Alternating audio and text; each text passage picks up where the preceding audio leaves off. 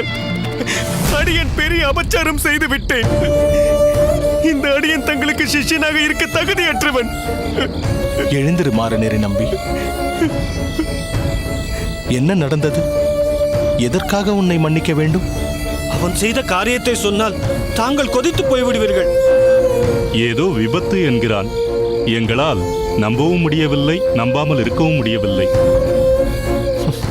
என்ன நடந்தது என்று சொல்லுங்களேன். சுவாமி, தாங்கள் காலக்ஷேபம் செய்ய போகும் புது மண்டபத்தை நாள் நட்சத்திரம் பார்த்து திறக்க வேண்டும்.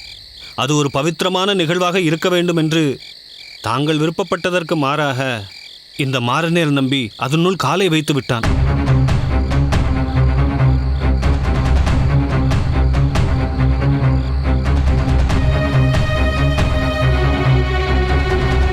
யோசிக்கவே வேண்டாம் ஆச்சாரியரே, இவன் செய்தது மிகப்பெரிய அபச்சாரம். சற்று பொறு திருக்கோஷ்டியூர் நம்பி. சுவாமி, தாங்கள் அளவுக்கு மீறி இவனுக்கு கருணை காட்டுகிறீர்கள்.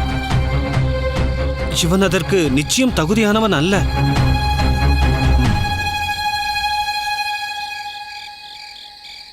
என்ன மாறநேரி நம்பி, நீ எதுவும் சொல்ல விரும்புகிறாயா? அடியனுக்கு எதுவும் சொல்ல தோன்றவில்லை.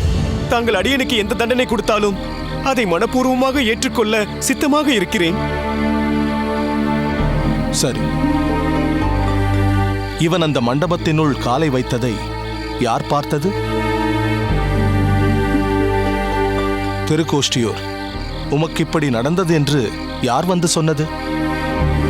பெரிய நம்பிகளே, நீர் எப்படி இதை கேள்விப்பட்டீர்? என்ன ஸ்தபதியாரே, உங்களுக்கு இப்படி ஒன்று நடந்துவிட்டது என்று எப்படி தெரிந்தது? சுவாமி, அவனே வந்துதான் இப்படி அபச்சாரம் ஒன்று செய்துவிட்டேன் என்று சொன்னான். மாறநேரி, இது எப்போது நடந்தது? இன்று மாலை சுவாமி.